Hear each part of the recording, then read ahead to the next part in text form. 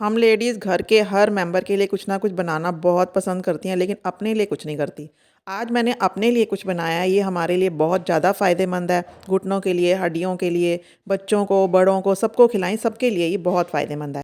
1 cup मखाने को dry roast कर लेना है और फिर ठंडा कर लेना है। 1 कप मैंने लिया है भुना हुआ चना, आधा कप मूंगफली और 1 कप मखाना जो हमने रोस्ट किया था, इसको हम ग्राइंड कर लेंगे। 2 चम्मच देसी घी में ड्राई फ्रूट को रोस्ट करेंगे और साथ ही मैंने इसमें डाल दिया किशमिश। फिर से लेंगे 2 चम्मच देसी घी और 1.5 कप इसमें गुड़ डालकर अच्छे से पिघला लेंगे और 2 चम्मच इसमें पानी डाल देंगे ताकि ये अच्छे से पिघल जाए। जब ये पिघल जाएगा, फिर जो हमने रोस्ट किया सब कुछ इसमें मिक्स कर देंगे।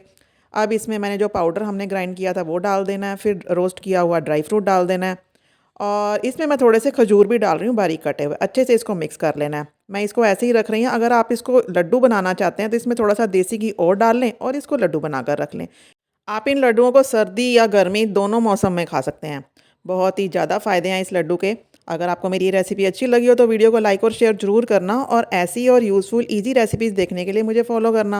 आप और किस किस तरह के लड्डू बनाते हैं तो मुझे कमेंट बॉक्स में ज़रूर बताना, मैं भी ट्राई करूँगी। चलो मिलते हैं नेक्स्ट वीडियो में एक नई रेसिपी के साथ। Bye bye.